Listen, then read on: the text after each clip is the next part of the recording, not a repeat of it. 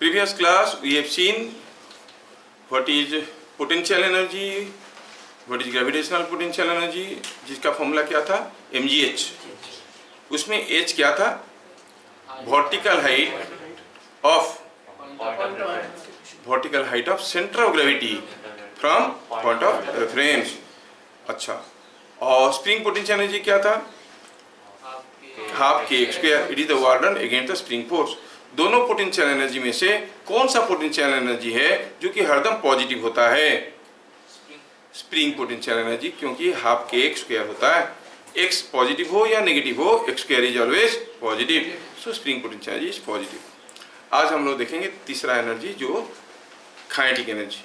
ठीक है, kinetic energy के बारे में आपको सब कुछ मालूम है, क्यों बताऊं, हाफ एम बी स्क्वायर, लेकिन उसके बारे में और एक इंपॉर्टेंट पॉइंट है that is called work energy theorem, ये बताता हूँ।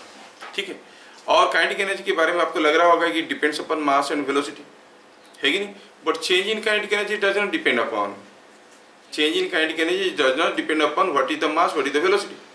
जैसे momentum depends upon mass and velocity, change in momentum does not depend upon कौन सा फोर्स है, कितने समय के लिए आया, फोर्स और टाइम के ऊपर डिपेंड करता है, नहीं।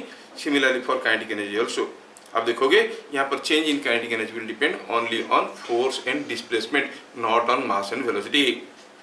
तो इतना सारा इंटरेस्टिंग चीज पढ़ने के लिए थोड़ा हमें ध्यान से एक एक करके आगे बढ़ना है। चलिए हम लोग स्टार्ट करते हैं, व्हाट इज काइनेटिक एनर्जी और वर्क एनर्जी थ्योरम।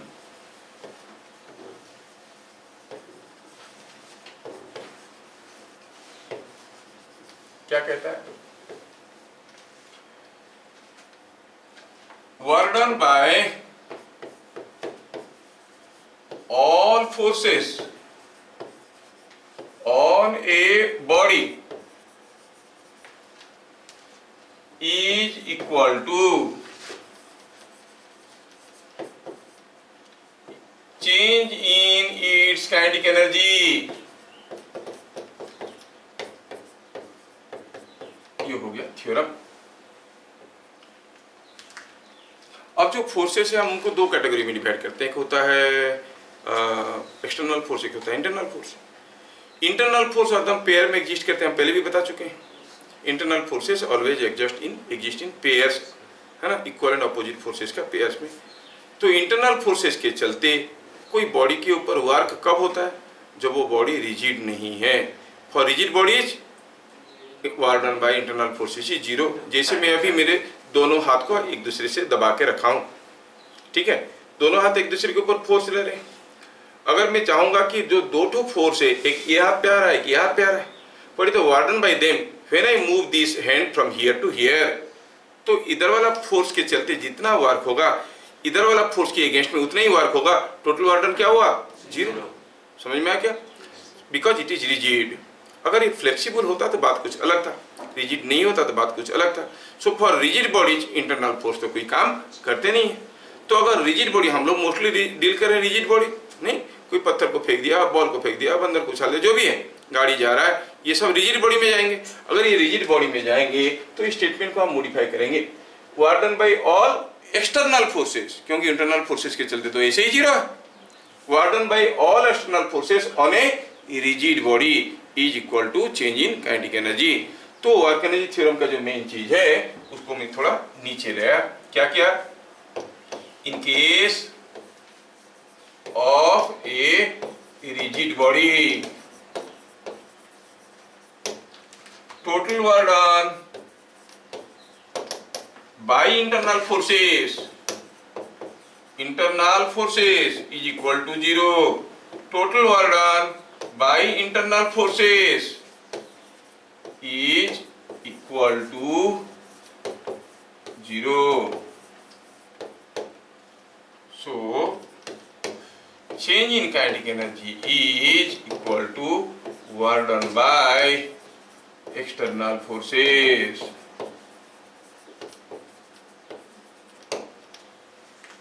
अब work done bye an external force में भी पॉजिटिव में भी नेगेटिव, हम पहले भी देख चुके हैं। नेगेटिव हुआ तो चेंज इन काइनेटिक एनर्जी क्या हो जाएगा, decrease in kinetic energy. Positive हुआ तो it will be increase in kinetic energy. तो change in kinetic energy always refers to final kinetic energy minus initial kinetic energy. ये quantity positive भी आ सकता है, नेगेटिव भी आ सकता है। तो final kinetic energy minus initial kinetic energy, ये जो फॉर्मूला है that is what is representing the change in kinetic energy. ये क्वांटिटी अगर पॉजिटिव आया मतलब फाइनली ये ज्यादा है। ऐसा कब आएगा? When work done by external forces is positive. अगर work done by external forces negative आ गया तो हम कहेंगे ये छोटा है, ये बड़ा है, मतलब there is a loss in kinetic energy. समझ में आया क्या? चाहे तो स्टेटमेंट को फिर से लिख सकते हैं, work done by all external forces is equal to increase in kinetic energy, work done against all external forces is equal to decrease in kinetic energy. मैं क्यों बोल रहा हूँ, वो स्टेटमेंट को घुमा फिरा के वो एंट्रेंस वगैरह में देते हैं, सीधी चीजों को, सिंपल चीजों को कंफ्यूज करके रख देते हैं। समझ में? तो आपको समझ में आया। अब ये थ्योरम है, लॉ नहीं है भाई, इसको प्रूव तो कर सकते हैं, कोई आसान सा तरीका से प्रूव करते हैं फॉर योर अंडरस्टैंडिंग। यहाँ पर मान लो कि कोई एक ब्लॉक रखा है, क्या मास है मालूम नहीं है, से मास m है, कुछ ये v1 वेलोसिटी में जा रहा है, हमने इसके ऊपर एक फोर्स लगाया F और पता चला ये ब्लॉक फिसलते हुए यहाँ तक आ गया। क्योंकि फोर्स लगाया था तो पक्का इसका वेलोसिटी बदल गया होगा, पक्का बढ़ भी गया होगा, मास तो वही है। कितना दूर गया? चलो मानते हैं कि इस block has moved over A distance s, यहाँ से यहाँ तक का डिस्टेंस s डिस्टेंस गया है, ये वाला हिस्सा यहाँ से यहाँ पर आया तो s डिस्टेंस गया है। Let us find out the change in kinetic energy. Change in kinetic energy कैसे निकालेंगे? Final kinetic energy minus initial kinetic energy. तो हम कहेंगे here initial velocity is v1, final velocity is v2 और acceleration is force by mass, है कि नहीं? हम कहेंगे change in kinetic energy is final kinetic energy minus initial kinetic energy, that is half m v2 का square minus half m v1 का square. इसको आप लिख सकते हो half m v2 square minus v1 square. हाँ सर, ये तो मास और वेलोसिटी के ऊपर डिपेंड कर रहा है। रुको थोड़ा देखो क्या हो रहा है आगे।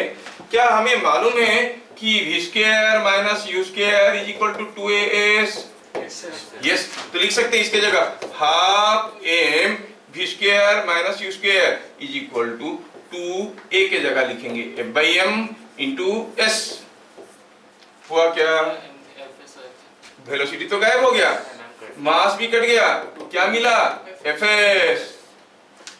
Change in kinetic energy Fs, चाहे मास 1 kg था, 2 kg था, 5 kg था, 100 kg था, 20 मीटर पर सेकंड में जा रहा था या रेस्ट में था या 2 मीटर पर सेकंड में जा रहा था, कोई मतलब नहीं पड़ता है।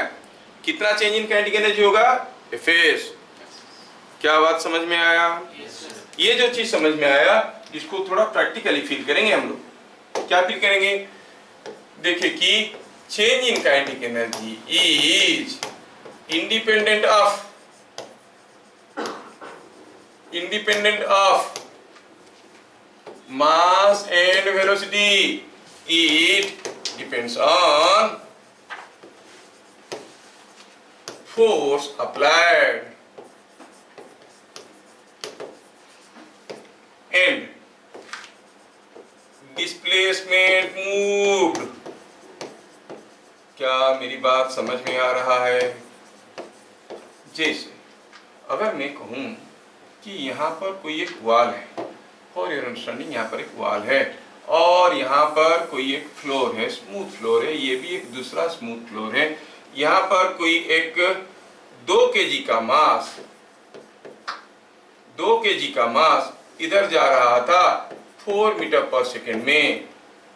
यहाँ पर कोई एक 5 kg का मास रेस्ट में था, हमने दोनों के ऊपर लगाया फोर्स F और ढकेल के दोनों को ले आया वॉल तक।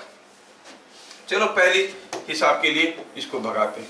Now both of this blocks are pushed from here to the wall, which block will strike the wall with greater kinetic energy? दोनों का इनिशियल काइनेटिक एनर्जी 0 है, दोनों का इनिशियल काइनेटिक एनर्जी 0 है, सेम फोर्स लगाया over same displacement, दोनों का change in kinetic energy भी बराबर होगा, मतलब दोनों का फाइनल काइनेटिक एनर्जी भी बराबर होगा। So both of them will strike the wall with same kinetic energy. Why? Because same force over same displacement. समझ में आ रहा? किसका मोमेंटम ज्यादा होगा? आप तो जानते हो मोमेंटम होता है kinetic energy is equal to sorry हाँ फॉर्मूला जानते हो, मोमेंटम इज और p square by 2m is kinetic energy, और p हो गया क्या, p is root over of 2m kinetic energy, है कि नहीं? ये फॉर्मूला सबको मालूम है। अब जिसका मास ज्यादा होगा उसका मोमेंटम ज्यादा होगा, ये तो फॉर्मूला से निकाल दिए। लेकिन न्यूटन जी को याद करो, चेंज इन मोमेंटम किसके ऊपर डिपेंड करता है, मास के ऊपर? No, depends upon force and time. अच्छा, इन दोनों में से कौन सा ब्लॉक वॉल के पास पहले पहुंचेगा? 2 kg, क्योंकि हल्का है। ये 5 kg तो धीरे धीरे जाएगा। इसका मतलब दोनों का डिस्प्लेसमेंट तो बराबर हुआ, लेकिन किसके ऊपर फोर्स ज्यादा समय के लिए आया? 5 kg के ऊपर, क्योंकि कुछ ज्यादा समय लगा तो उसका चेंज इन मोमेंटम ज्यादा होगा। 5 kg will have more momentum at the wall but less equal kinetic energy. समझ में आ रहा है? Force into time gives you change in momentum, force into displacement gives you change in kinetic energy. क्या मेरी बात समझ में आया? यस। तो क्या लिखेंगे इस केस में? हम लिखेंगे एग्जाम्पल के तौर पे, here both blocks strike wall with same kinetic energy.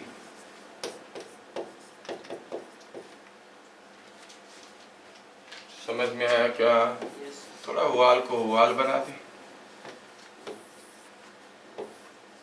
ये हो गया वाल। चल तुम इधर आया समझ में? तो change in kinetic energy depends upon work done on the body. अभी छोटा सा क्वेश्चन जाएंगे और फिर आगे बढ़ जाएंगे हम लोग। सपोज हम कहेंगे कि यहां पे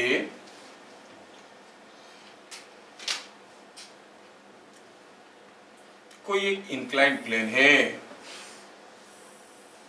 जिसमें यहां का लेंथ है 4 मीटर, इधर का लेंथ है 3 मीटर, दूसरे का बताने की जरूरत नहीं है। कोई एक ब्लॉक जिसका मास था 2 kg, इस ब्लॉक को कुछ फोर्स पुश करने लगे, ये है 30 न्यूटन वाला फोर्स, इधर कोई खींचने लगा 20 न्यूटन फोर्स, और बस हो गया। मान लो कि म्यू इज 0, ठीक है। The two forces push the block from rest at A to B, A से पुश करके B तक ले गए। क्या क्वेश्चन समझ में आया? Yes. Find kinetic energy of block at B।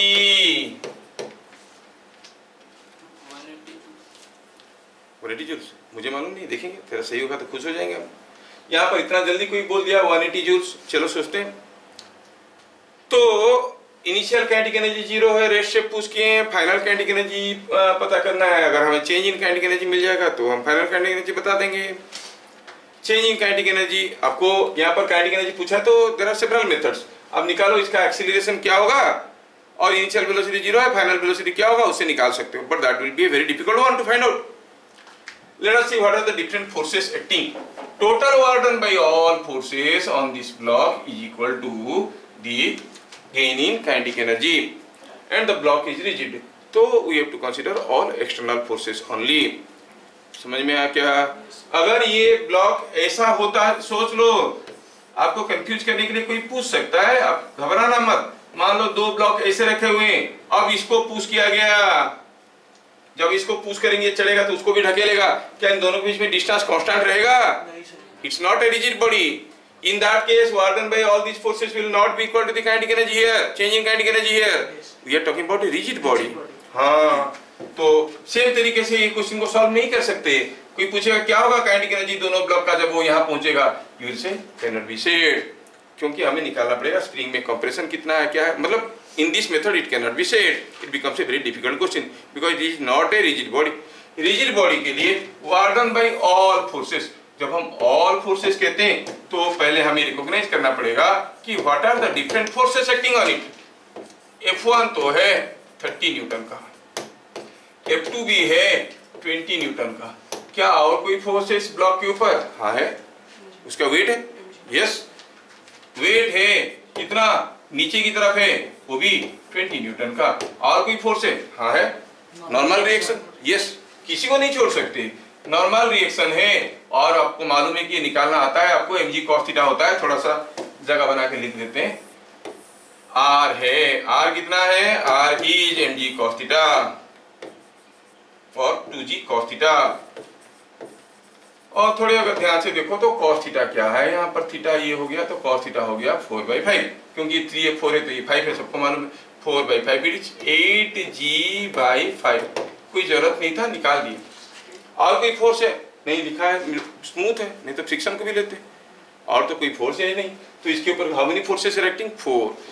ए से बी तक जाने में work done by all this forces अगर जोड़ देंगे that will give you the kinetic energy, change in kinetic energy. समझ में आया? तो हम कहेंगे वर्डन बाई F1, क्योंकि अभी स्मार्ट है, बहुत ज्यादा नहीं लिखेंगे। वर्डन बाई F1 कितना हो जाएगा? 30 इंटू, क्या कोई तरीका मालूम है इस फोर्स के चलते क्या वर्क होगा?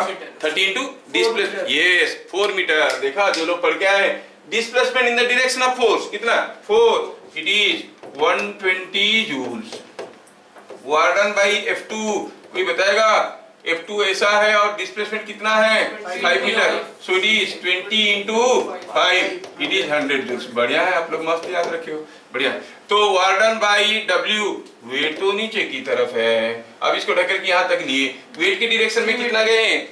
वेट की डायरेक्शन में -3, नहीं तो वर्डन हो जाएगा weight is 20 into -3 is -60 joules. अच्छा, R के चलते क्या वर्क होगा? R तो ऐसा था, नॉर्मल रिएक्शन है, डिस्प्लेसमेंट तो उसको परपेंडिकुलर है कि नहीं? तो क्या होगा work done? 0, because normal reaction and the displacement are mutually perpendicular. तो total work done, change in kinetic energy, total work done, सारा वर्क को मिलाओ, 120 plus 100 minus 60 is coming out to be 160 joules. Yes, sir. And this change in kinetic energy is nothing but final kinetic energy minus initial kinetic energy. और इसको यहाँ से rest से लिया गया था, तो इनिशियल काइनेटिक एनर्जी कितना है? 0। तो मतलब फाइनल काइनेटिक एनर्जी क्या होगा? Same as this. यही बोला था आंसर? नहीं, 160। हाँ, so this is equal to the final kinetic energy. यहाँ पर कुछ बच्चे कर लिए थे लेकिन वो वेट को कंसीडर नहीं किए थे। क्यों? नहीं सर, into 5 की जगह into 3 कर दिया था। अच्छा, गलत कर दिया था, वेरी गुड। तो ये this is equal to final kinetic energy. क्यों ये फाइनल काइनेटिक एनर्जी हुआ, समझ में आया? Final minus initial is equal to this, initial तो 0 तो final kinetic energy is this.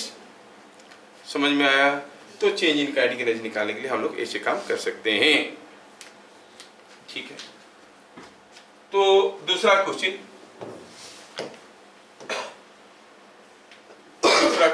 आपकी समझ के लिए, मान लो कि यहाँ पर कोई एक रफ प्लेन है, mu is not equal to 0, लेकिन कितना है मालूम नहीं। कोई ब्लॉक को हमने यहाँ से फेंका विथ सम काइनेटिक एनर्जी के, काइनेटिक एनर्जी कितना था? K था, और वो ब्लॉक गया आके यहाँ पे रुका। कितना दूर पे? सपोज ये रुका कितने दूर पे? यहाँ से कुछ s डिस्टेंस पे। Block comes to rest. The block comes to rest. Block is now at rest. Now velocity क्या हो गया? 0 हो गया, क्योंकि रॉक प्लेन था, कुछ दूर जाके रुकेगा। कितना दूर जाके रुका? s distance. In figure shown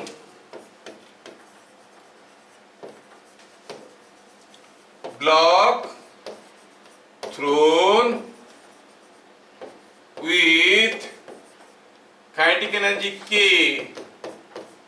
kinetic energy equal to K,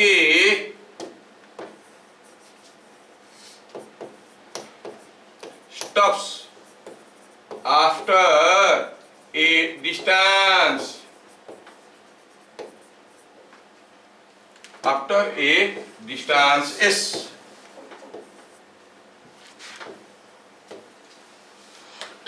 Kinetic energy, the block stops after a distance s. Find what was kinetic energy? Its kinetic energy when it has moved a distance s by 3, मतलब जब वो इधर से जा रहा था, s by 3 distance से जा रहा था, तब उसका काइनेटिक एनर्जी कितना था बताओ। s by 3 गया था, it has moved A distance s by 3। यहाँ पर भी उसके पास कुछ काइनेटिक एनर्जी तो होगा, इसलिए तो आगे गया। कितना था काइनेटिक एनर्जी, कब, जब वो यहाँ से s by 3 डिस्टेंस में था। क्या मेरा क्वेश्चन समझ में आया? क्या यहाँ पर काइनेटिक एनर्जी नहीं होगा, उसके पास था बोल के तो गया। अच्छा, और ठीक है, माइनर क्लासेस में आपको काइनेटिक एनर्जी को दूसरे तरीके से पढ़ाया गया। It is the energy possessed by a body because of its motion. Because of motion उसके पास एनर्जी, आपको कैसे पता चलता है? जिसके पास एनर्जी हो वार कर सकता है। कोई बॉडी स्लाइड करके जा रहा है, उसके सामने दूसरे बॉडी को रख दोगे तो ढकेलते हुए ले जाएगा कि नहीं ले जाएगा? So it is able to do work.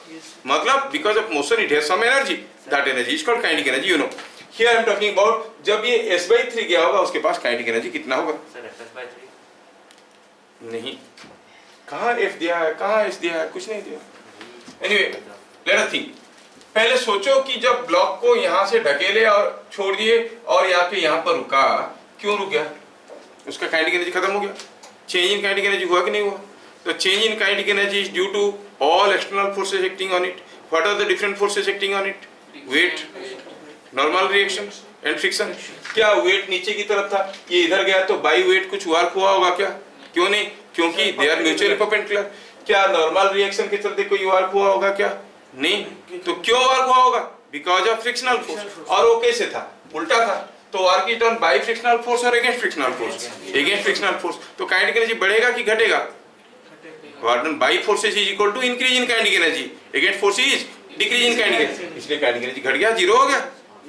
नहीं, तो हम क्या कहेंगे यहाँ पे समझने के लिए, थोड़ा ऐसे लिखेंगे, लॉस इन काइनेटिक एनर्जी।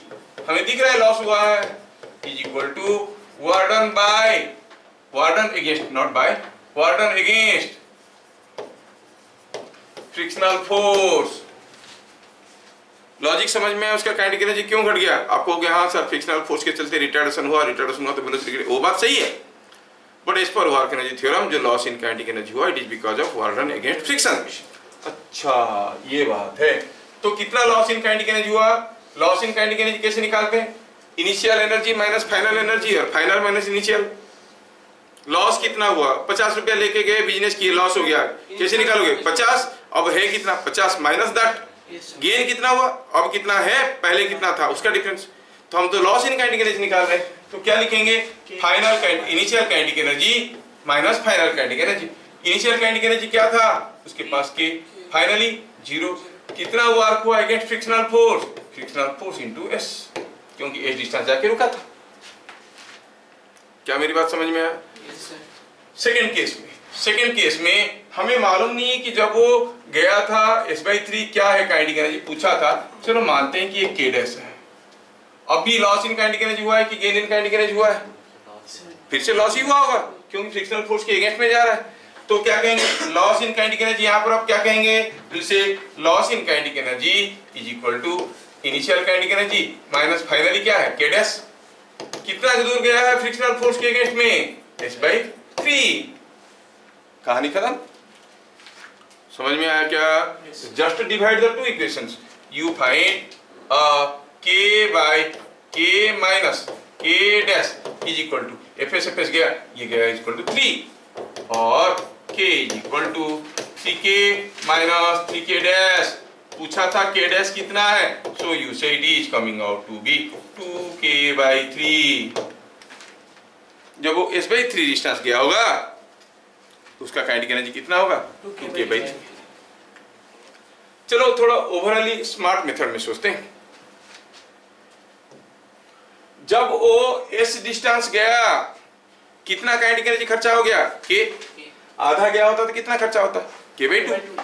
1/3 गया तो कितना खर्चा होगा, के बाई 3। बाकी बचा होगा के माइनस के by 3 is equal to 2k/3। समझ में आ रहा ना। हम लोग तो दकियानुसी मेथड में कर रहे हैं, लेकिन स्मार्टली सोचोगे तो चीजें ओरल बन सकते हैं। समझ में आया क्या? चलिए, आपको ये भी समझ में आ गया। ऐसे हम लोग ढेर सारे क्वेश्चंस करने वाले हैं, but before that let us understand what is conservation of mechanical energy.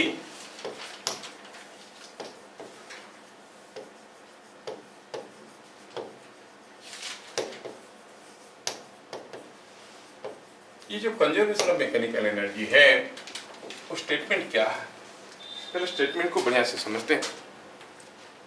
ये सब कोई लॉ नहीं है, देखो it's a law of conservation of mechanical energy, लेकिन इसके पीछे किसी साइंटिस्ट का नाम नहीं है, क्योंकि आप जो जानते हो उसी को तोड़ मरोड़ के नए स्टेटमेंट में बना के रखा है, इसलिए किसी का नाम नहीं है। जैसे हम law of conservation of momentum, किसी का नाम नहीं था, क्योंकि न्यूटन लॉ से समझ में आ रहा था, exactly that way.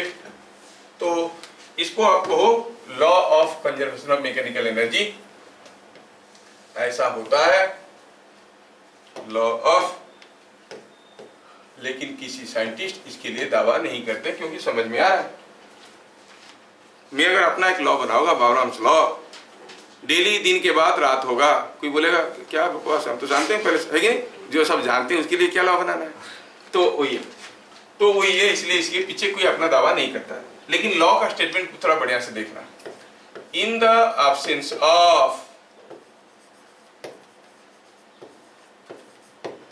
Non conservative forces, काफी बुक में ये चीजें मेंशन नहीं किया गया है, in the absence of non conservative forces,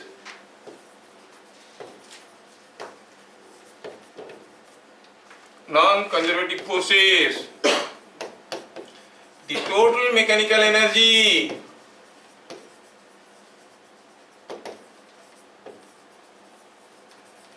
of a body,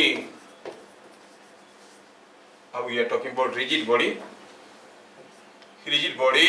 remains constant.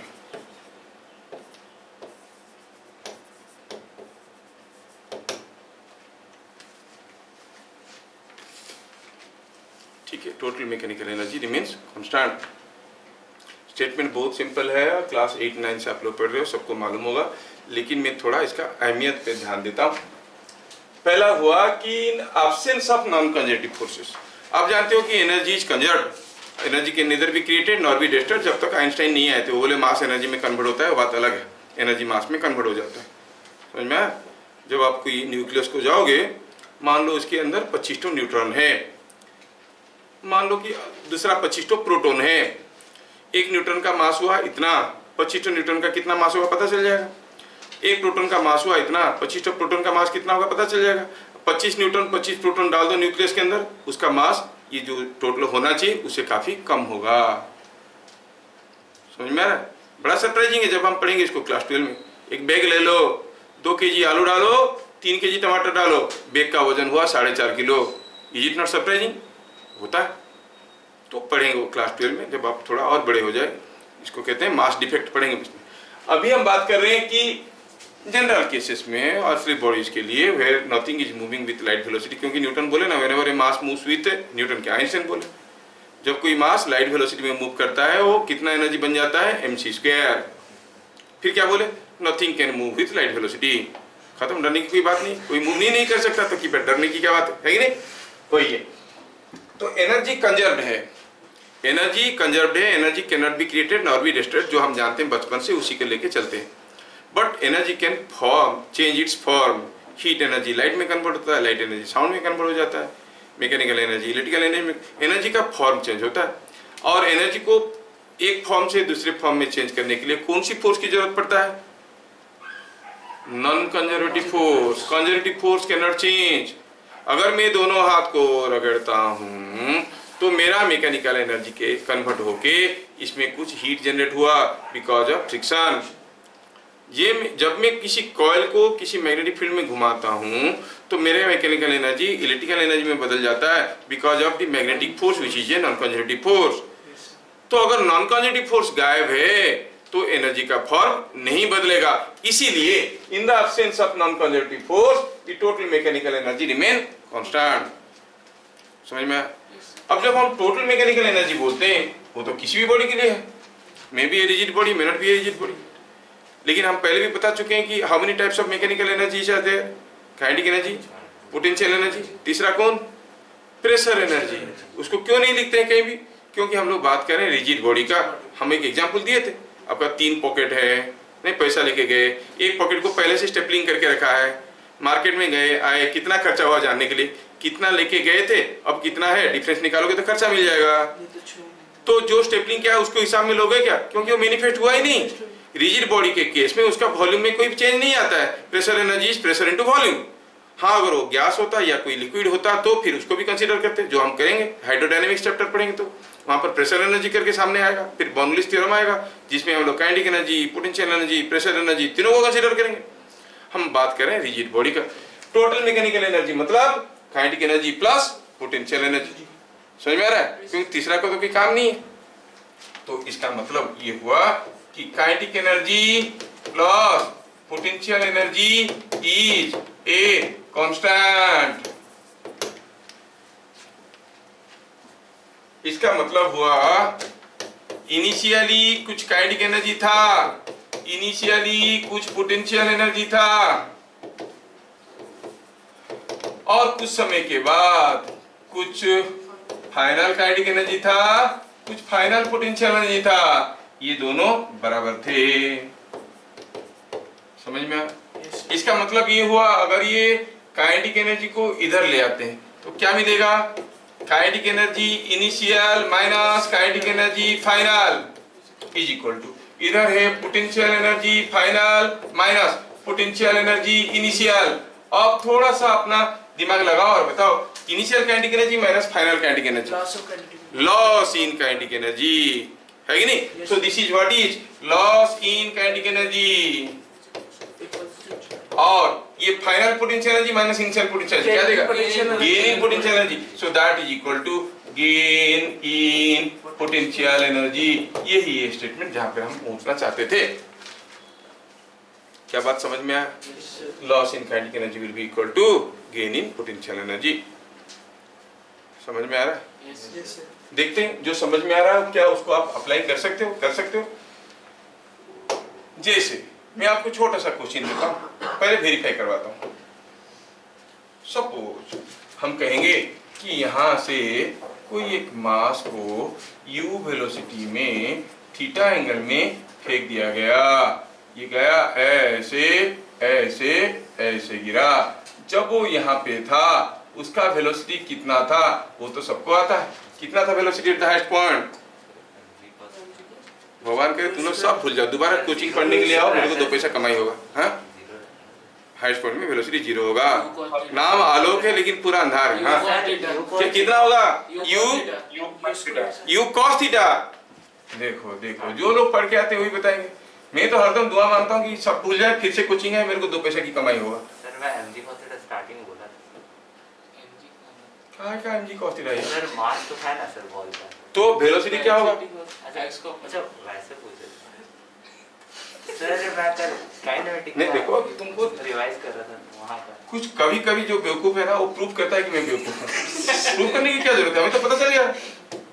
कभी कभी ऐसे होता है जो बेवकूफ है प्रूव करता है, yes I am the idiot, prove कर।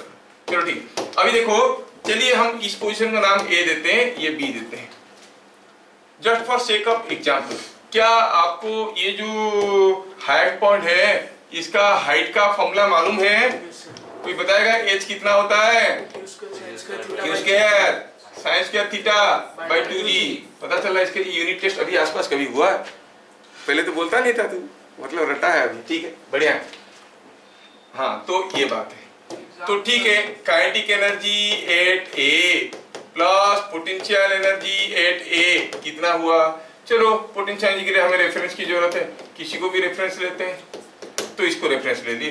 तो काइनेटिक एनर्जी एट ए हो गया half m u square, potential energy 0। अच्छा at B, kinetic energy at B plus potential energy at B is equal to B में kinetic energy क्या है, velocity है u cos theta, तो half mu cos theta, potential energy mgh, h क्या है, u square sin square theta by 2g, डालो ये kinetic energy. भाई काइनेटिक एनर्जी को हाफ mu cos थीटा क्यों लिखा हूँ, मैं भी पगला गया हूँ, ठीक है, ये हाफ mu स्क्वायर है, सॉरी u cos थीटा का स्क्वायर है कि नहीं, तो it is half mu square cos square theta plus mg h के जगह u square sin square theta by 2g, g को खा गया, यहाँ पे भी हाफ mu स्क्वायर है, यहाँ पे भी हाफ mu स्क्वायर है, दोनों को कॉमन ले लो, अंदर ब्रैकेट में कौन मिलेंगे, cos स्क्वायर थीटा और sin स्क्वायर थीटा, और आप जानते हैं उनकी दोस्ती कैसा है, जब भी मिलते हैं एक हो जाते हैं, नहीं तो क्या मिलेगा, हाफ mu स्क्वायर। तो kinetic energy at A and kinetic energy B are same, क्योंकि कोई नॉन कंजर्वेटिव फोर्स नहीं था। अगर एक बॉडी दूसरे बॉडी के साथ टकरा गया, मैं बोल रहा हूँ क्योंकि अभी रिसेंट पास्ट में कुछ लोगों से मिले थे, स्टूडेंट से, वो लोग ऐसे क्वेश्चंस मेरे से कर रहे थे, एक बॉडी जब दूसरे बॉडी से टकरा गया तो हो सकता है कि जब टकराएगा थोड़ा सा साउंड निकलेगा, या फिर जोर से टकराएगा थोड़ा हीट निकलेगा, गर्म हो जाएगा, कोई हथौड़े से किसको मारते हो गर्म हो जाता ही नहीं हो जाता लोहे को, इसका मतलब उसका कुछ काइनेटिक एनर्जी इसका फॉर्म बदल दिया, क्या उस केस में काइनेटिक एनर्जी बराबर रहेगा, नहीं रहेगा, लॉस इन काइनेटिक एनर्जी को गेन इन पोटेंशियल एनर्जी होगा, नहीं होगा, क्योंकि नॉन कंजर्वेटिव फोर्स है। कैसे पता चला नॉन कंजर्वेटिव फोर्स है, क्योंकि दूसरे फॉर्म की साउंड निकले, दूसरे फॉर्म की एनर्जी निकला, कहां से निकला, यही एनर्जी कन्वर्ट हो गया, समझ में आया क्या। तो अगर वैसे कोई नॉन कंजर्वेटिव फोर्स नहीं है तो initial energy at A is equal to final energy at B, mechanical energy at A is equal to mechanical energy at B. क्या मैं समझा पा रहा हूं, ठीक है, चलिए छोटे छोटे दो चार क्वेश्चन करते हैं, छोटे छोटे दो चार क्वेश्चन करते हैं, देखते हैं आप लोग कैसे करते हो।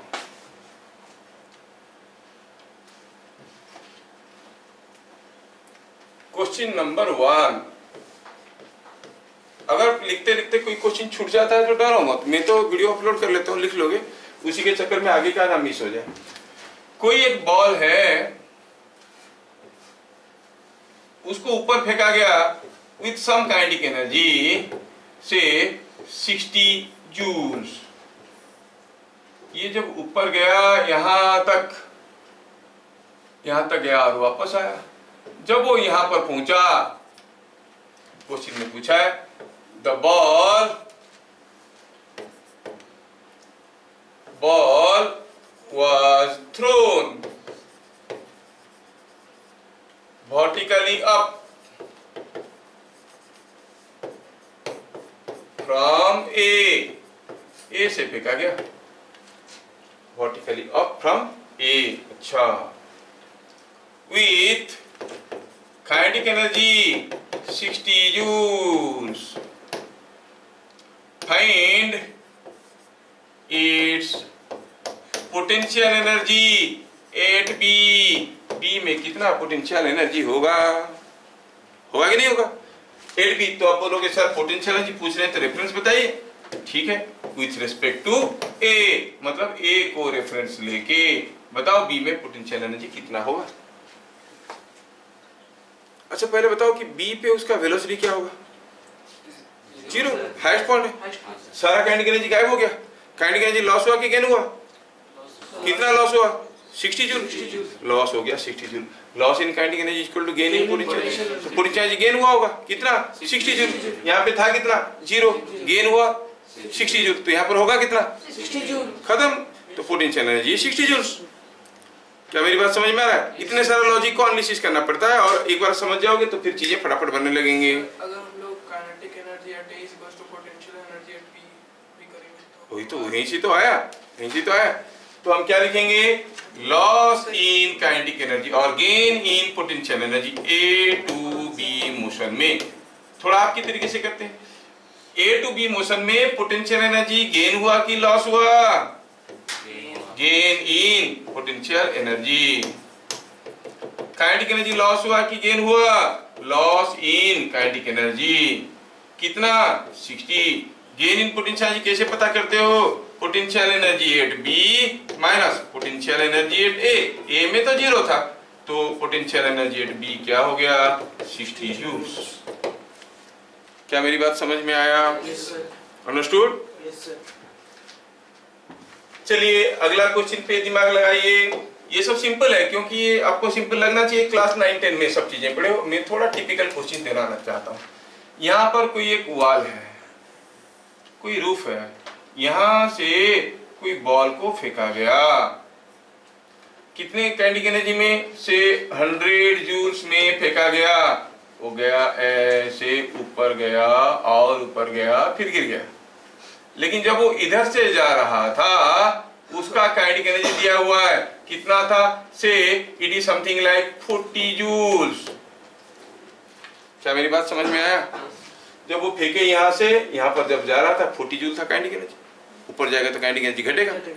सेम बॉल को दोबारा फेंके, अब हम फेंके इसको 130 जूल्स की काइनेटिक एनर्जी में, अब ये इससे भी ऊपर जाएगा और वापस आएगा। लेकिन जब इधर से जा रहा होगा, पूछा है बताओ क्या है इसके पास काइनेटिक एनर्जी, उतना ही होगा कि ज्यादा होगा?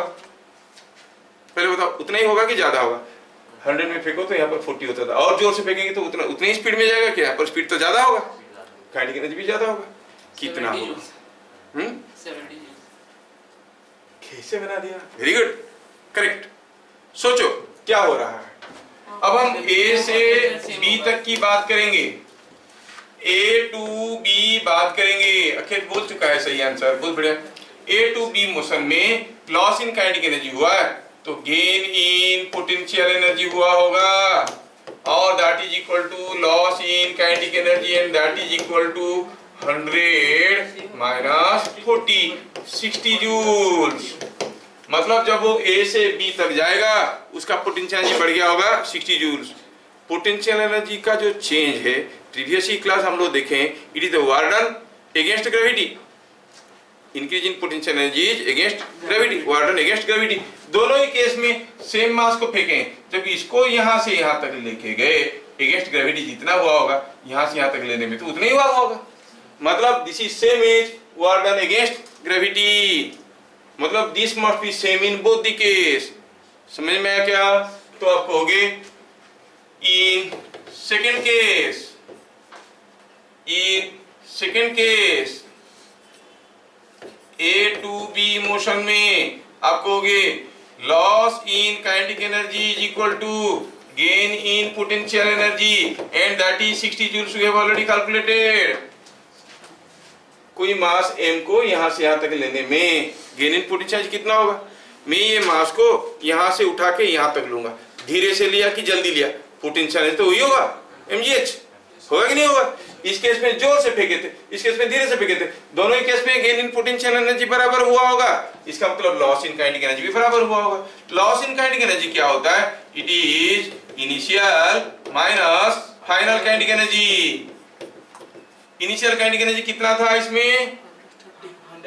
130 था, 130 था initial kinetic energy, sorry initial kinetic energy कितना था? 130, तो it is 130 minus final kinetic energy at B is equal to 60, मतलब एट बी तो काइनेटिक एनर्जी इज 70। क्या बात समझ में आ रहा है? Yes sir. कोई नई चीज नहीं है, जो आप जानते थे उसी को मैं कर रहा हूँ। आप काफी दिन से नहीं कर रहे थे तो आपको थोड़ा हक्का बक्का लग रहा होगा, लेकिन चीजें आसान है, थोड़ा सा सोचोगे तो समझ में आ जाएगा। ठीक है, चलिए दूसरा केस देता हूं आपको।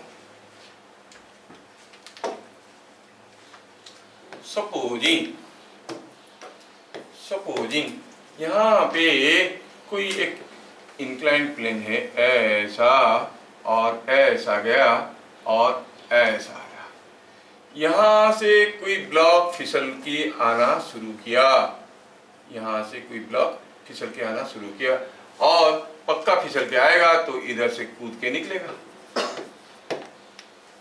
क्या दिया हुआ है? दिया हुआ ये कि ये जो हाइट था शुरू में ये था समथिंग लाइक 10 मीटर, जबकि जब वो यहाँ पर पहुंचा तब ये हाइट कुछ कम था।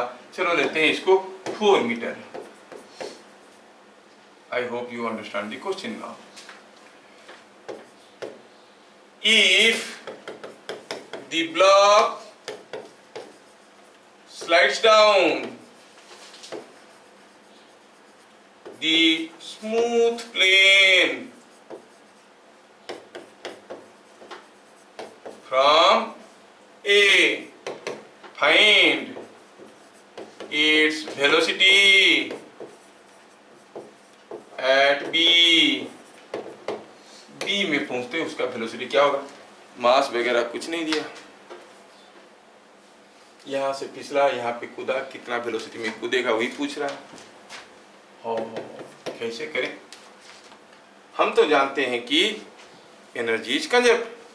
अब ए से बी तक आने में, ए टू बी मोशन में, बताओ काइनेटिक एनर्जी लॉस हुआ है कि गेन हुआ है?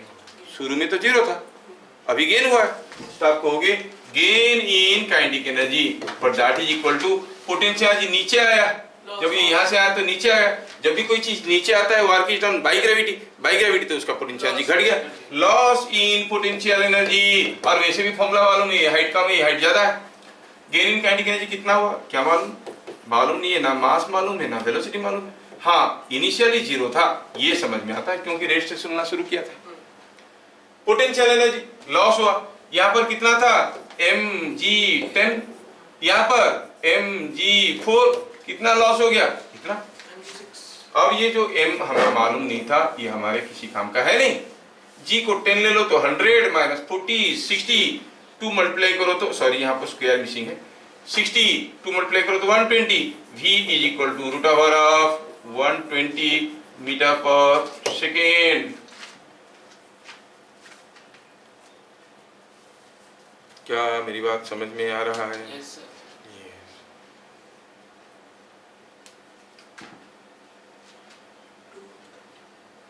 अंडरस्टूड? थोड़ा क्वेश्चन को डिफिकल्ट बनाने की कोशिश करूंगा धीरे धीरे। नेक्स्ट क्वेश्चन, ये क्वेश्चन आपके लिए है। ये ऐसे आया, कोई चीज ऐसे गया, सॉरी थोड़ा सा दूसरा फिगर बनाते हैं। ये ऐसे आया और ऐसे गया, ठीक है। यहां से कोई ब्लॉक को हम छोड़ दिए, कहां से? From A height h1। चलो ऐसा करते हैं, और ये ब्लॉक को जैसे छोड़ दिए, ये फिसल के आया, चढ़ गया यहां तक। कहां तक चढ़ गया? ये यहां तक चढ़ गया। The block released from A climbs up to B on the smooth plane। और ये दिया हुआ है कि क्वेश्चन में दिया हुआ है कि ये जो प्लेन से ये 30 डिग्री का है, ये 60 डिग्री का है, ठीक है। दिया है कि ये डिस्टेंस है S1 और ये डिस्टेंस है S2। बताओ what is S1 by S2? क्या दिया question? In figure shown,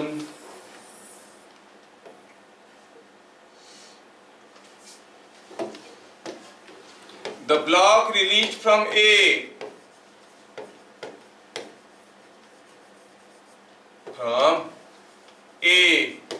climbs up to B।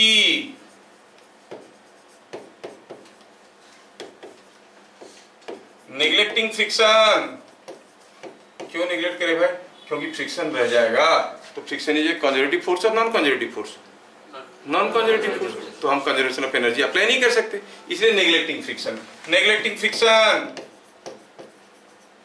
Find S1 by S2। ये वैल्यू बताओ। S1 दूर से छोड़े, S2 दूर तक चढ़ गया। S1 बाई S2 का रेशियो हमें चाहिए।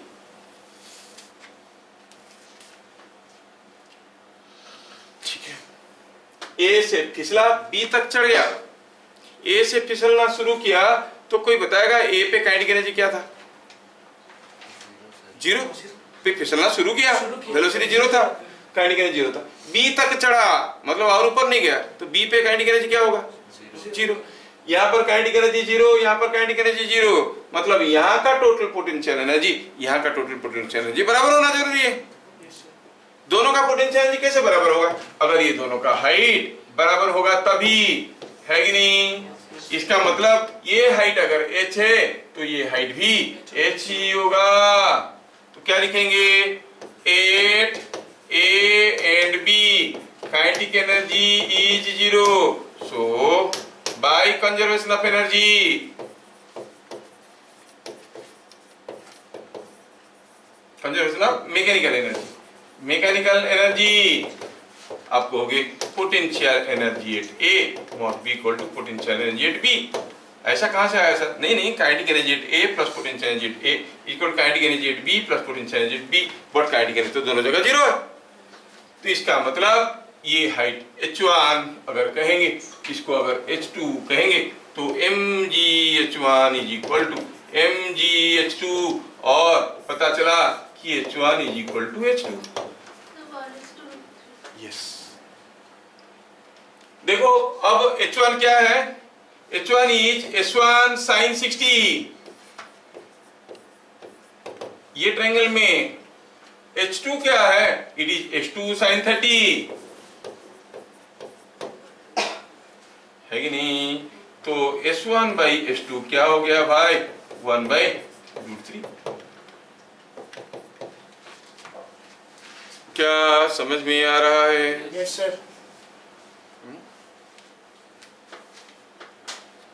डिफिकल्ट तो है नहीं, बस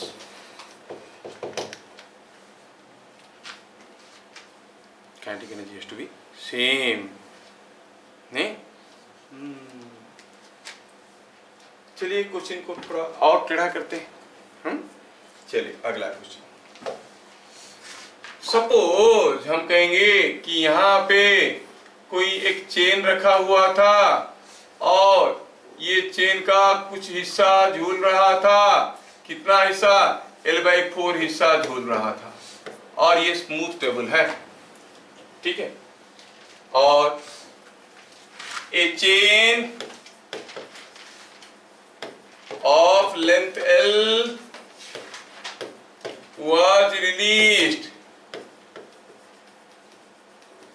from position shown.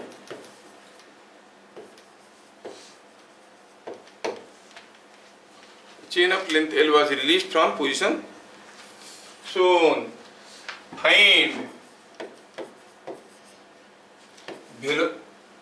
Find with what velocity?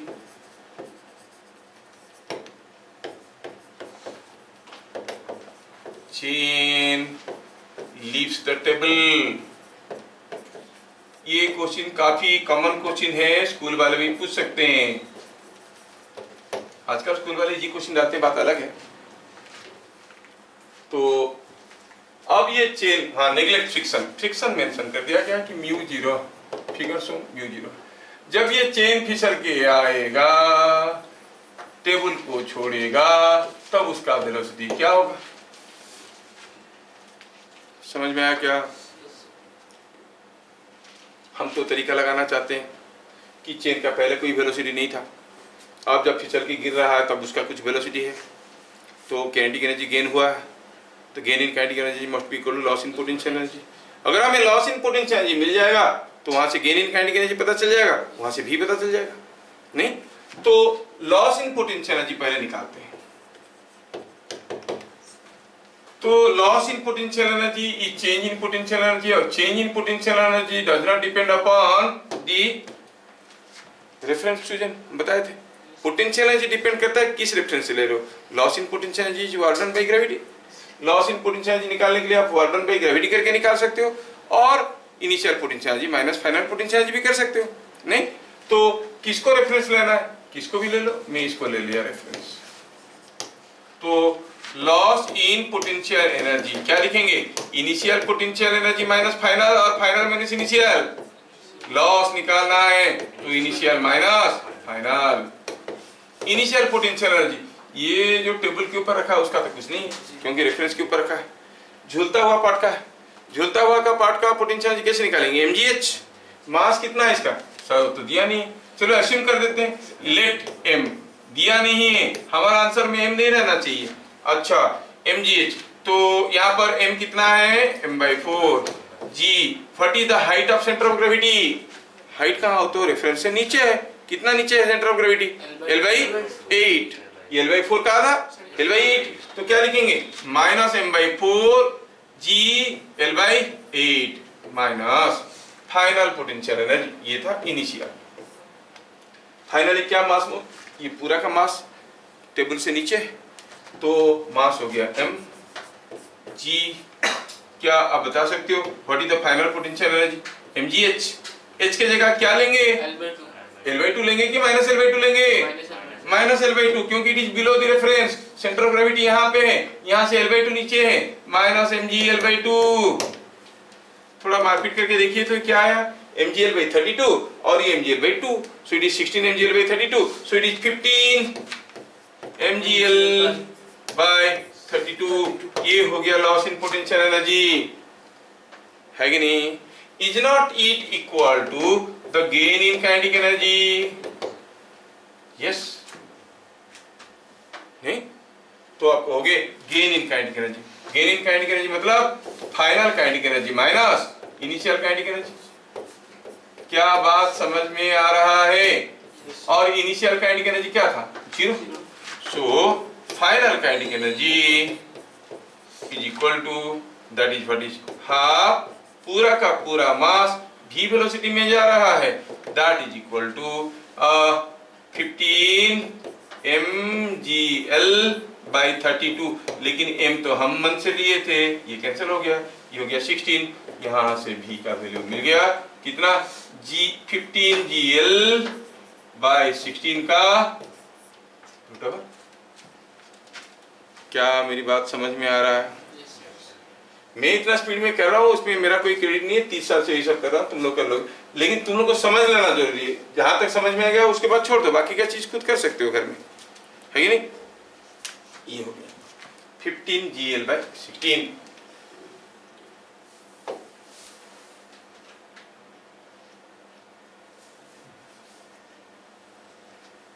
ठीक है, अगला क्वेश्चन, अगला क्वेश्चन देखते हैं। यहाँ पर कोई एक ब्लॉक रखा हुआ था, I am trying to make different questions, okay. चलो ये ब्लॉक का मास है m, और यहाँ पर एक ये छोटा सा ब्लॉक रखा हुआ था, मैं थोड़ा वैल्यूज को बदल देता हूँ, ये m नहीं, चलो मानते हैं कि ये 6 kg है और ये 2 kg है, और ये हाइट दिया है 4 मीटर 10 मीटर। क्या दिया है? Neglect friction at all contacts, जहां जहां पर फ्रिक्शन आपको लगता है भूल जाओ कि फ्रिक्शन नहीं है। क्वेश्चन क्या दिया है? If block slides from A to floor, find what will be kinetic energy of block on reaching ground। आप बोलोगे सर ये तो बहुत आसान क्वेश्चन हो गया, कैसे? हाँ, ब्लॉक का loss in potential equal to gain in kinetic energy. नहीं, उतना आसान नहीं, थोड़ा सोचने वाली चीज है इसमें। क्या सोचने वाली चीज है? चलो देखते हैं। ये आपको क्वेश्चन दिया गया है, this is what is the question. कोई ब्लॉक यहाँ से फिसला, जब फ्लोर पे आएगा उसका काइनेटिक एनर्जी क्या होगा? देखो ये ब्लॉक एक वेज के ऊपर रखा गया है, वेज का मास दिया गया 66 kg। जब वो ब्लॉक नीचे फिसल के आएगा और इधर भागेगा, इधर भागेगा, सोचो तो ये पूरा का पूरा सिस्टम के ऊपर कोई एक्सटर्नल फोर्स है? हाँ है, वेट वगैरह, नॉर्मल रिएक्शन वगैरह। क्या कोई हॉरिजॉन्टल फोर्स है? नहीं। जब भी फोर्स आता है बॉडी का चेंज इन मोमेंटम होता है in the direction of force. अगर हॉरिजॉन्टल फोर्स नहीं है तो what will be the change in momentum in the horizontal direction? 0। Horizontal momentum is not going to change. लेकिन फाइनली तो ये भाग रहा है, तो फिर हॉरिजॉन्टल मोमेंटम पहले क्या था? 0, रेस्ट में था। अब ये भाग रहा है तो 0 कैसे हुआ? नहीं, तब ये इधर भाग रहा होगा, आर यू गेटिंग? जब वो ब्लॉक फिसल के इधर भाग रहा होगा, ये भाग रहा होगा इधर। क्या मेरी बात समझ में आया? तो हम कहेंगे इसी फिगर को थोड़ा सा मॉडिफाई करेंगे और ऐसे ड्रॉ करेंगे कि जब ये वेज को छोटा कर देते हैं समझाने के लिए, ये वेज और ये हो गई आपकी ब्लॉक। जब ये ब्लॉक इधर भाग रहा होगा इधर को कुछ v1 वेलोसिटी में, ये इधर को भाग रहा होगा v2 वेलोसिटी में, क्योंकि टोटल मोमेंटम 0 होना है। सर ये क्यों भागेगा? अरे क्यों नहीं भागेगा, जब ये इंक्लाइंड प्लेन है, ये ब्लॉक इसके ऊपर रखा हुआ है, तो ये ब्लॉक के ऊपर एक फोर्स दे रहा था। चलो अगर ब्लॉक के ऊपर एक फोर्स ये देगा तो ब्लॉक भी तो इसके ऊपर एक फोर्स देगा। कैसा फोर्स? उल्टा। The block is pushing it like this, और ये जो फोर्स है, अब ब्लॉक को भूल जाओ, ब्लॉक तो इसको पुश कर रहा है, ब्लॉक को भूल जाओ। ये जो फोर्स दे रहा है, इस फोर्स का दो कंपोनेंट है। ये कंपोनेंट इस वेज को प्रेस करने की कोशिश कर रहा है, ये पुश करने की कोशिश कर रहा है, तो ये भागेगा ही नहीं भागेगा। मान लो इसे कोई टेढ़ा साबुन पीस है, आपकी पाँव उसके ऊपर गिर गया, पिचक के भागता है कि नहीं? कैसे भाग गया? क्योंकि you are giving a force which is got a component in the horizontal direction. समझ में आ रहा? तो ये ब्लॉक भागेगा, तो क्या लिखेंगे? Here no external horizontal force, no external horizontal force acts on the system. Horizontal force acts, so delta px is equal to 0. change in horizontal momentum is 0. ऐसा लिख देता हूँ, ये x एक्सिस से y एक्सिस से, horizontal लिखने में ज्यादा जगह से ला जाता है, तो ऐसे लिख दिया डेल्टा px is 0। समझ में आया? Change in horizontal momentum is 0, मतलब इसका momentum must be equal to and opposite to इसका मोमेंटम। ये कितना केजी का था? ये 2 केजी का था। ये तो 6 केजी का था। तो आप क्या कहोगे? 2 into v1 is equal to 6 into v2। इसका मतलब v2 इज v1/3। हाँ चलो ये समझ में आया। लेकिन सर पूछा कुछ दूसरा है। क्या पूछा? v1 निकालना। हम तो v2 निकाल दिए और देखे कि वो v1/3 है। हमें v1 चाहिए। ओहो, थोड़ा रेस्ट लेते हैं और सोचते हैं। Now let us go back again. जब ये ब्लॉक ऊपर से नीचे आया जमीन पे, एनर्जी के बारे में सोचो। क्या पोटेंशियल एनर्जी लॉस हुआ कि गेन हुआ? अरे ये तो जमीन पे खड़ा था, अभी भी खड़ा है, लेकिन वो ऊपर से नीचे आ गया, तो सिस्टम का पोटेंशियल एनर्जी घटा। क्या काइनेटिक एनर्जी गेन हुआ? हाँ हुआ। किसका हुआ? 2 केजी का कि 6 केजी का? दोनों का हुआ। कहां से आया? Because of that loss in potential energy.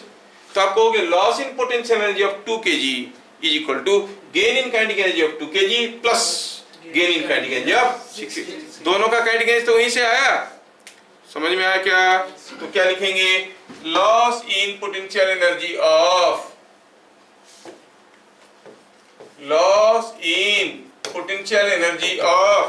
2 kg is equal to gain in kinetic energy of 2 kg plus gain in kinetic energy of 6 kg। 2 kg का कितना लॉस हुआ? कोई बताएगा? यहां से फिसल के नीचे आ गया, कितना पोटेंशियल एनर्जी लॉस हुआ? 10 मीटर नीचे आया है, mg10। बात समझ में आया? It is mg10। तो आप कहोगे mg10 मतलब 2g10। काइनेटिक एनर्जी 2 kg का कितना है? Half 2v1 square. So it is half 2v1 square. 6 kg का हाफ 6v2 स्क्वायर। लेकिन हमें मालूम है कि v2 is v1/3। v2 is v1/3। अभी तो निकाल दिए थे हम लोग, है कि नहीं? v2 की जगह v1/3 डालो, सिंप्लीफाई करो, क्या मिल गया आपको? ये हो गया 20 into 10 is 200 is equal to, ये 2 को खा गया v1 स्क्वायर प्लस ये 3, v2 की जगह v1/3 करेंगे तो v1 स्क्वायर बाई 9 हो जाएगा। तो v1 square by 3 plus v1 it is equal to कितना हो गया? 4v1 square by 3। तो यहां से v1 स्क्वायर का वैल्यू निकल गया।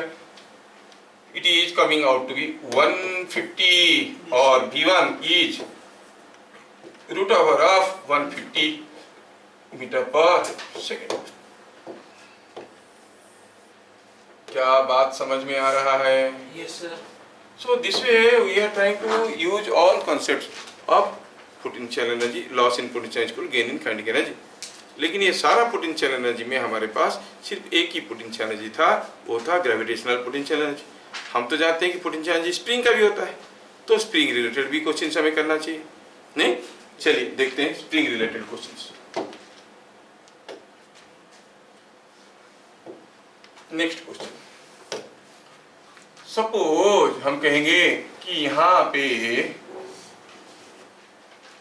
एक स्प्रिंग है जिसका कांस्टेंट कितना है, के है, इसके साथ लगा है कोई ब्लॉक m और आपने इसको किक लगाया velocity v,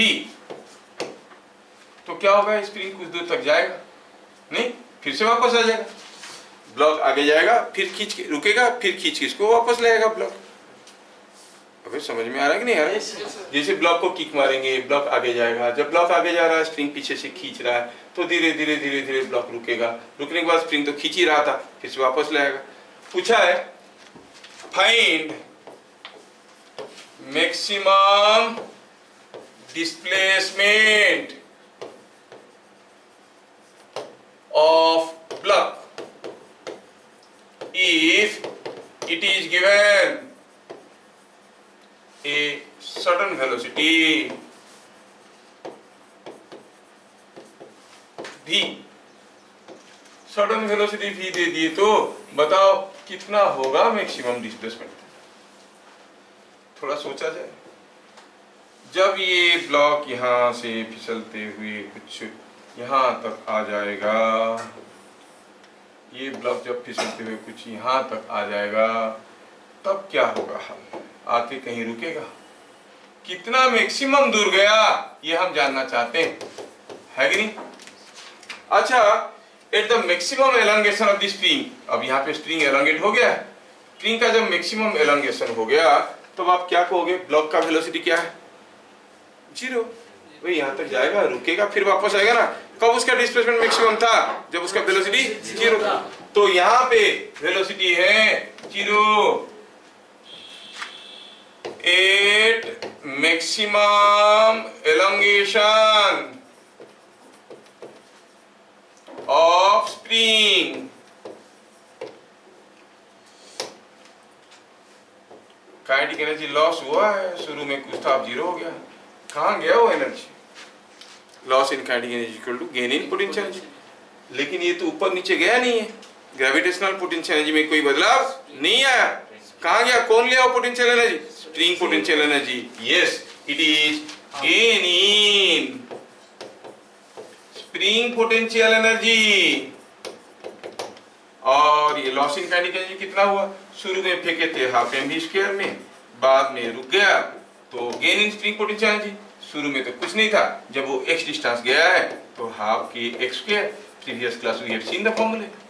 can you not get the value of x out of it? Yes, x कितना हो गया? हाफ हाफ कैंसिल हो गया, it is mv square by k का root over.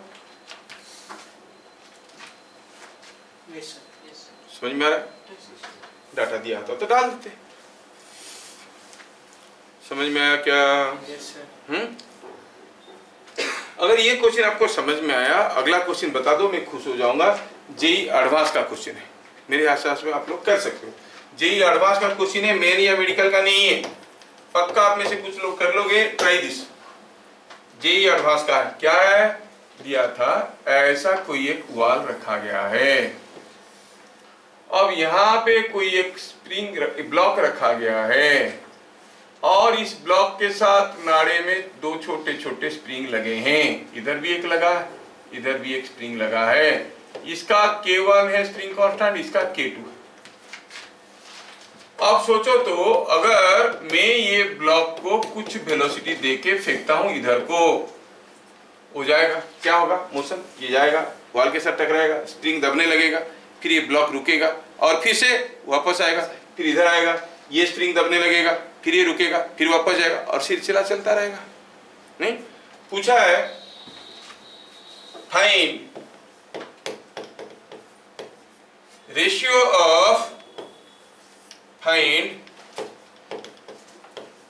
ratio of maximum compressions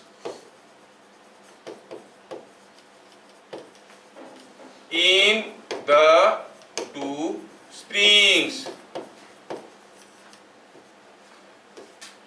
जब भी इधर गया स्प्रिंग दबा, ब्लॉक रुका, स्प्रिंग मैक्सिमम कंप्रेस है, फिर से खुला। मान लो इसमें कंप्रेशन हुआ, मैक्सिमम कंप्रेशन x2 है, इसमें x1 है। बताओ x1 बाई x2 क्या है? चलिए अपना अपना दिमाग पे थोड़ा जोर लगाइए। आप में से कोई कोई बोल सकते हैं जेई एडवांस का क्वेश्चन है, बताने वाला हीरो बन जाएगा।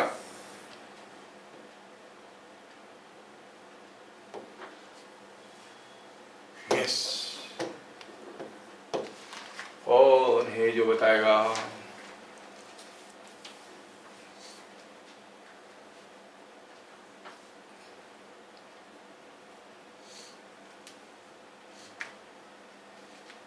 देखें कौन है वो माई के लाल जो बताएगा। पहले हिंदी फिल्म में डायलॉग आता ना, है कोई माई के लाल, मतलब कोई माँ का बेटा ऐसा है क्या जो आके लड़ेगा मेरे से, है नहीं? बताओ कौन है माई के लाल? लड़की है तो लाली होगा, लड़का है तो लाल होगा। देखते हैं लाल पीले हो जाएंगे। है कोई माई के लाली, माई के लाल? बताओ क्या होगा आंसर?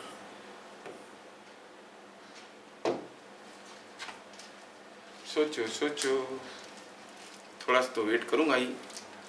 आलोक का कुछ हो रहा है लेकिन खुद पे भरोसा नहीं है तो बोल नहीं रहा। मुझे मालूम है कुछ लोगों का सेल्फ कॉन्फिडेंस बहुत लो होता है, गलत बोल देंगे, दूसरे क्या सोचेंगे। पूछो तो कोई भी तुम्हारे बारे में कभी कुछ सोचा? कुछ नहीं सोचता है कोई, नहीं? तू सोचता है कभी इसके बारे में? नहीं। फिर भी ये सोचता है कि दूसरे क्या सोचेंगे। क्यों सोचेंगे तुम्हारे बारे में? हाँ बस, दूसरे क्या सोचेंगे। अभी अगर तुम सोच लोगे तो फिर वो क्या सोचेंगे? कोई किसी के बारे में कुछ नहीं सोचता है, वो अपनी बहम है। सर 1:1। कितना स्मार्टली पहला गलत आंसर आया। कोई दूसरा? सर 1:3। कहाँ से यार? एक K1 दिया है, K2 दिया है, तो 1:3 आ गया कैसे? क्या और पता चला कि सारे चीज रिकॉर्ड भी हो रहा है। यार मेरा तो बदनामी हो जाएगा लग रहा है। कोई तो सही बता दो, कोई तो सही बता दो। सही आंसर आ गया तो कम से कम मेरा इज्जत बचेगा। बचाओ बचाओ, मैं चिल्ला रहा हूँ अंदर से। हाँ बोलो बोलो, कोई बोल रहा है कुट। हाँ यस, एनीवन वांट टू से?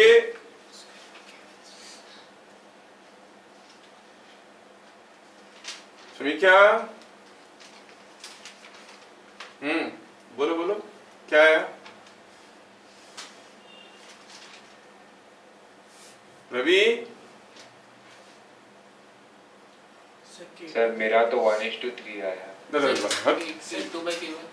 2/K1 K2/K1 गलत है। Any other? Well, your data is in terms of K1 and K2. Your answer should be in terms of K1 and K2, no? कितना है? हाँ? Root over of and that is correct. अरे वाह, देखा सही बताया, सही बता दिया, लेकिन कॉन्फिडेंस नहीं है। That's what, let us see. Solution बनाते हैं, सॉल्यूशन बनाते हैं। देखो ये जब ब्लॉक मान लो इधर गया, at maximum compression, at maximum compression,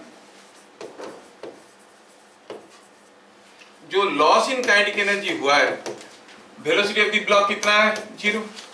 maximum जब कंप्रेशन हुआ होगा, लॉस इन काइनेटिक एनर्जी क्या हो गया? Is equal to gain in spring potential energy.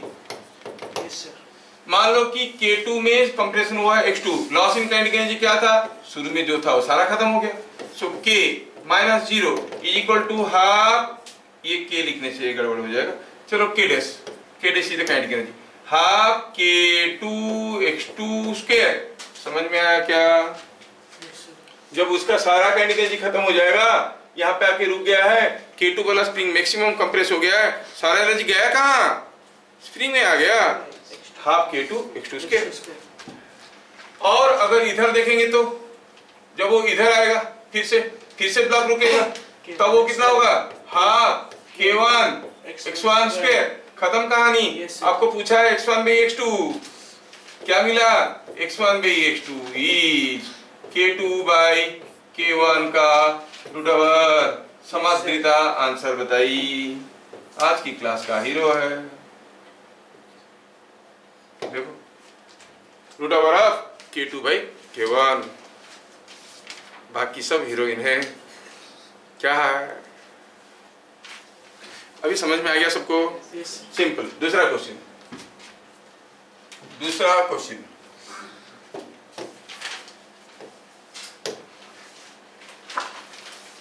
Question में थोड़ा सा ऐसा बनाते हैं।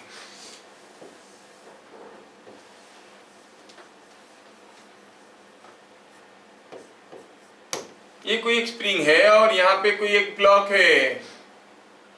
ये जो ब्लॉक है इसका मास m है और ये कुछ h हाइट में रखा हुआ है। फिसल के आने लगा। The block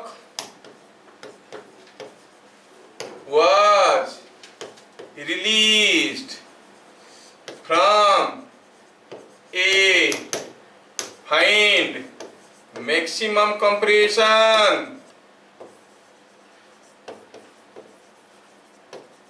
in स्प्रिंग में मैक्सिमम कंप्रेशन क्या होगा?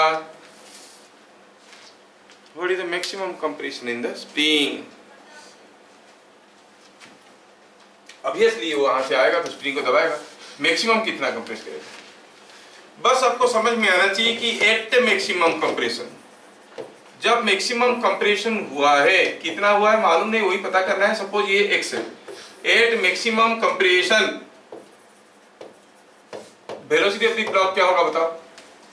जब ये आया स्प्रिंग को मैक्सिमम दबाया, कितना होगा? 0। Velocity of the block is 0, तो मतलब ब्लॉक के पास कोई काइनेटिक एनर्जी नहीं होगी।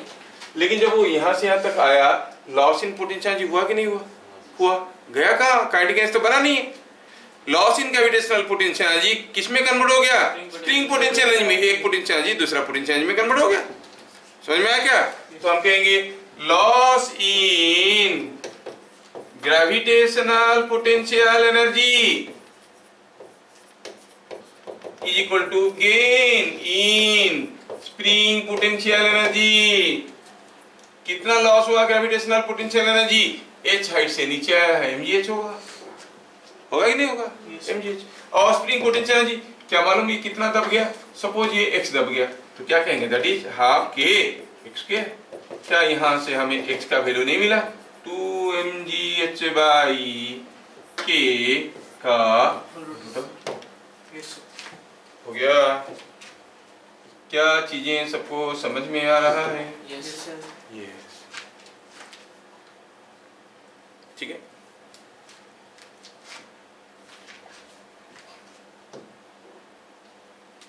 चलिए, before we go for the next class question, मैं चाहूंगा कि आप लोग इस क्वेश्चन को ट्राई करके लाना। ये कोई एक ब्लॉक है, मान लो कि ये 2 kg का ब्लॉक है, और ये कोई एक स्प्रिंग है जिसका स्प्रिंग कांस्टेंट दिया है 20 न्यूटन पर सेंटीमीटर, और से इट इज 2000 न्यूटन पर मीटर, 200 न्यूटन पर मीटर। चलो ठीक है, 200 न्यूटन पर मीटर। इसके साथ लगा है दूसरा ब्लॉक। ये है कितना? ये है 3 kg का ब्लॉक। अब ये दोनों ब्लॉक ग्राउंड पे रखे हुए हैं, स्मूथ है, क्योंकि फ्रिक्शन रखेंगे तो हम फंस जाएंगे। क्यों? क्योंकि law of conservation of energy लगता है for absence of non-conservative forces. If 2 kg is given a certain velocity of 12 meter per second towards 3 kg, 2 kg को किक लगा दिया, find find maximum compression in the spring, spring में maximum compression कितना होगा। Find maximum compression in spring, spring में maximum compression क्या होगा। 2 kg को हमने किक लगाया, वो भी 3 kg की तरफ लगाया। आप लोग आंसर सोच के यूट्यूब में आंसर दे सकते हो, लेकिन मैं थोड़ा एनालिसिस करना चाहता हूँ। Let us feel and realise what is happening. जब आपने ये 2 kg को दिया धक्का, when you apply a force of 12 velocity of 12 metre per second to 2 kg, क्या होने वाला है मोशन, उनका सोचो थोड़ा। अब इसमें क्या होगा कि ये जो 2 kg का ब्लॉक है चलने लगेगा, जैसे चलेगा स्प्रिंग दबने लगेगा, जैसे स्प्रिंग दबेगा वो 2 kg को पुश करेगा कि पुल करेगा,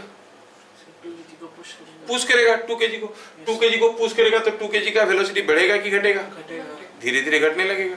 लेकिन जब स्प्रिंग 2 kg को पुश कर रहा है वो 3 kg को भी तो पुश कर रहा होगा, तो 3 kg का वेलोसिटी धीरे धीरे बढ़ेगा। So 2 kg will retard, 3 kg will accelerate.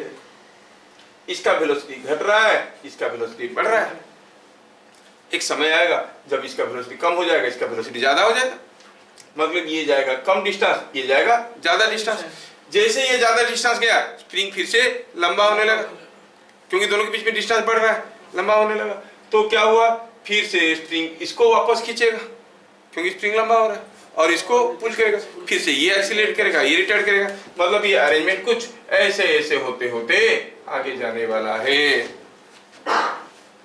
मेरी बात समझ में आ रहा है क्या? Yes sir. ऐसे ऐसे होते होते आगे जाने वाला है। मतलब ये दोनों के बीच में डिस्टेंस कांस्टेंट रहेगा क्या? नहीं। शुरू में डिस्टेंस बढ़ने लगेगा कि घटने लगेगा? घटने लगेगा।